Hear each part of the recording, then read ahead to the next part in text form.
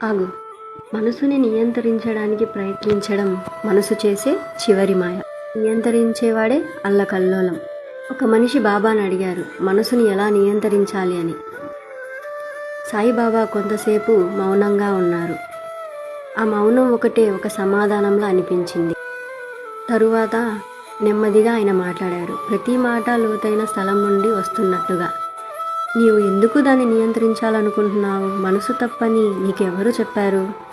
దాన్ని ఆధీనంలో పెట్టాలని నీవు ప్రయత్నించిన క్షణంలోనే నీవు ఇప్పటికే ఓడిపోయావు. మనసు ప్రయత్నం మీద, పోరాటం మీద, క్రమశిక్షణ మీద జీవిస్తుంది. నియంత్రణ దానికి శక్తినిస్తుంది, వ్యతిరేకత దానికి ప్రాధాన్యమిస్తుంది. నిశ్శబ్దంగా కూర్చొని చూడు, ఏమీ చేయవద్దు. మంచి ఆలోచనను ఎంచుకోకు, చెడ్డది అని తిరస్కరించవద్దు. నది ఎలాగైతే ప్రవహిస్తుందో అలాగే మనసుని ప్రవహించనివ్వు. త్వరలోనే నీవు ఒక రహస్యాన్ని గమనిస్తావు. ఆలోచనలు వస్తూ పోతూ ఉంటాయి, కానీ చూసే నీవు ప్రభావితుడివి కావు. చూస్తూ ఉండటంలోనే మనసు నెమ్మదిగా అలసిపోతుంది.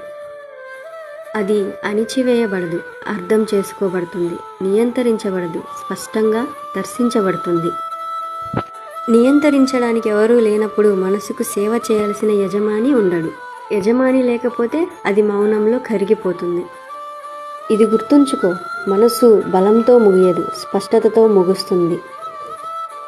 ఆ స్పష్టతే మెడిటేషన్, ధ్యానం.